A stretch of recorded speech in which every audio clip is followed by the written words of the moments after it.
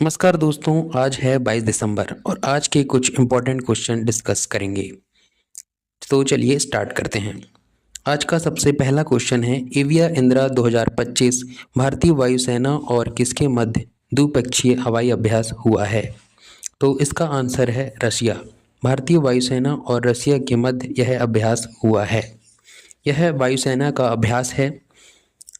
रूस के राष्ट्रपति की हम बात करें तो रूस के राष्ट्रपति व्लादिमीर पुतिन हैं। कुछ इम्पोर्टेंट अभ्यास के बारे में हम जानते हैं, जैसे Vajra Prahar, Tiger Claw, Tiger Trump, Tarkash, Cope India और युद्ध अभ्यास। ये भारत और यूएसए के मध्य होते हैं। इसके अलावा वरुण, गरुण और शक्ति ये इंडिया और फ्रांस के बीच होते हैं। अगले क्वेश्चन की हम बात करें तो हाल ही में वर्ष 2026 में 18वें ब्रिक्स शिखर सम्मेलन की अध्यक्षता किसे मिली है? इसका आंसर है भारत। 18वां ब्रिक्स शिखर सम्मेलन की अध्यक्षता भारत करेगा। ब्रिक्स की हम बात करें तो ब्रिक्स के फुल फॉर्म में कुछ देश आते हैं, जैसे Brazil, Russia, India, China, South Africa. BRICS की पहली बैठक की हम बात करें तो इसकी पहली बैठक हुई थी 2009 में। 2009 में येकेंतबर्ग रूस में हुई। इस समय इसका नाम केवल ब्रिक था, लेकिन 2010 में जोहान्सबर्ग में बैठक हुई और इसका नाम ब्रिक्स हो गया, यानी साउथ अफ्रीका शामिल हो गया। 2024 में 4 देश और शामिल हो गए। ये 4 देश ईरान, इथोपिया, मिस्र और यूएई थे। इसके बाद 10वां देश 2025 में शामिल हो गया, जिसका नाम है इंडोनेशिया। 10वां देश इंडोनेशिया शामिल हुआ। 2025 में ब्रिक्स की 17वीं बैठक ब्राज़ील में हुई। दोस्तों, प्रमुख सम्मेलन के बारे में जानते हैं, जैसे G20 2025 दक्षिण अफ्रीका जोहान्सबर्ग में हुआ। G20 2026 अमेरिका में होगा। आसियान 2025 मलेशिया में हुआ। बिम्स्टेक 2025 थाईलैंड में हुआ।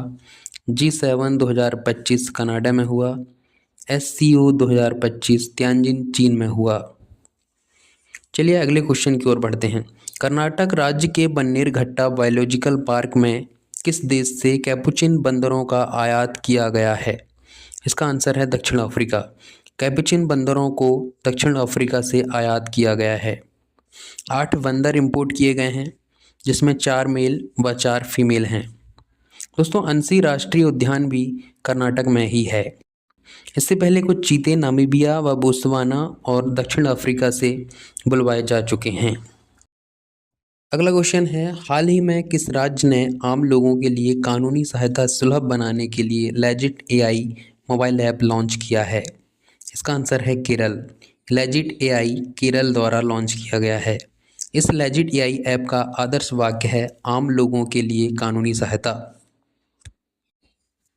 दोस्तों, अगला क्वेश्चन है, हाल ही में प्रधानमंत्री नरेंद्र मोदी ने 20 दिसंबर 2025 को पश्चिम बंगाल की अपनी यात्रा के दौरान किस राष्ट्रीय राजमार्ग खंड के 4 लेन का उद्घाटन किया?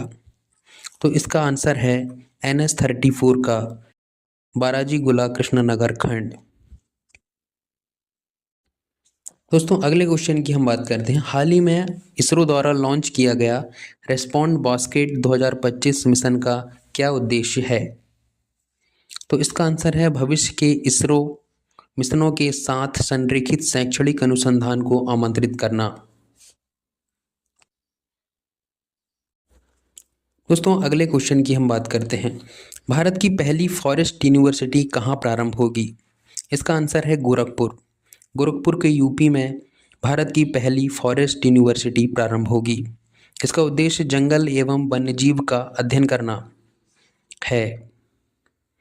जटायु संरक्षण केंद्र की हम बात करें तो जटायु संरक्षण केंद्र गोरखपुर में ही है।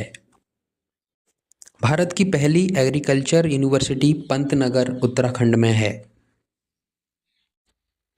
अगले क्वेश्चन की हम बात करते हैं। हाल ही में राज्य लोक सेवा आयोग के अध्यक्षों का राष्ट्रीय सम्मेलन कहाँ हुआ है? इसका आंसर है हैदराबाद। हैदराबाद के रामोजी फिल्म सिटी में इसका आयोजन हुआ है। इसका उद्घाटन राष्ट्रपति द्रौपदी मुर्मू जी द्वारा किया गया है। अगले क्वेश्चन की हम बात करते हैं। हाल ही में किस राज्य ने पहली बार सैयद मुश्ताक अली ट्रॉफी का खिताब जीता है? इसका आंसर है झारखंड। पहली बार झारखंड ने सैयद मुश्ताक अली ट्रॉफी का खिताब जीता है। यह ट्रॉफी टी20 फॉर्मेट की क्रिकेट की ट्रॉफी है। इसका होस्ट पुणे था। इसका उपविजेता हरियाणा था। सर्वाधिक रन ईशान किशन ने बनाए। सर्वाधिक विकेट अशोक शर्मा द्वारा लिए गए। यह ट्रॉफी 2007 में स्टार्ट हुई थी। इसके अलावा हम कुछ और ट्रॉफी की बात करते हैं, जैसे Vijay Hazare trophy, Ranji trophy, Border Gavaskar, colonel CK Naidu, Deodhar trophy, Duleep trophy, Ashes cup, ये सभी ट्रॉफी क्रिकेट से संबंधित हैं। इनके अलावा पटौदी ट्रॉफी भी क्रिकेट से संबंधित है, जिसका नाम बदलकर तेंदुलकर एंडरसन ट्रॉफी कर दिया गया है। दोस्तों अगले क्वेश्चन की हम बात करते हैं, हाल ही में ग्रीन डिपॉजिट योजना किसने प्रारंभ की है? इसका आंसर है मेघालय। ग्रीन डिपॉजिट योजना मेघालय द्वारा स्टार्ट की गई है। इसका उद्देश्य प्लास्टिक प्रदूषण को नियंत्रित करना। मेघालय के वर्तमान सीएम कॉनरेड संगमा हैं। दोस्तों अगले क्वेश्चन की हम बात करते हैं, हाल ही में WTA player of the year 2025 का सम्मान किसे मिला है? इसका आंसर है Aryan Sabalenka.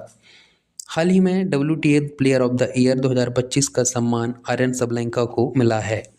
Aryan Sabalenka Belarus की हैं।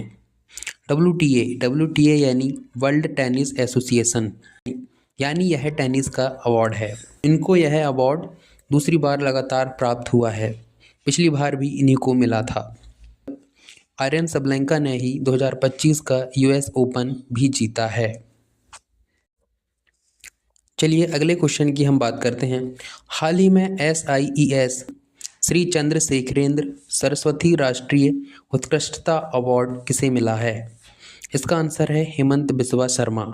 यह अवार्ड 28वें क्रम का है और मुंबई में मिला है। दोस्तों हेमंत बिस्वा शर्मा असम के CM हैं। चलिए अगले क्वेश्चन की हम बात करते हैं, हाल ही में 5 साल की अवधि के लिए भारतीय एयरटेल के प्रबंध निदेशक और मुख्य कार्यकारी अधिकारी के रूप में किसे नियुक्त किया गया है, जो 1 जनवरी 2026 से प्रभावी होगा? तो इसका आंसर है शाश्वत शर्मा को। शाश्वत शर्मा को भारतीय एयरटेल के प्रबंध निदेशक और मुख्य कार्यकारी अधिकारी नियुक्त किया गया है। चलिए अगले क्वेश्चन की हम बात करते हैं, हार्पर कॉलिन्स द्वारा जारी पुस्तक Salman Khan the sultan of Bollywood के लेखक कौन हैं? तो इसके लेखक हैं मोहर Basu. The sultan of Bollywood के लेखक मोहर बसु हैं। चलिए अगले क्वेश्चन की हम बात करते हैं, भारतीय सेना और UAE के मध्य अंतर संचालन को बढ़ाने के लिए कौन सा युद्ध अभ्यास का आयोजन किया जा रहा है? इसका आंसर है डेजर्ट साइक्लोन। भारतीय सेना और UAE के मध्य अंतर संचालन को बढ़ाने के लिए डेजर्ट साइक्लोन का आयोजन किया जा रहा है। इसका पहला संस्करण राजस्थान भारत में आयोजित किया जा चुका है। तो दोस्तों ये थे आज के 15 क्वेश्चन। तो दोस्तों आप हमें सपोर्ट करने के लिए चैनल को सब्सक्राइब और वीडियो को लाइक कर सकते हैं। तो चलिए मिलते हैं अगले वीडियो में।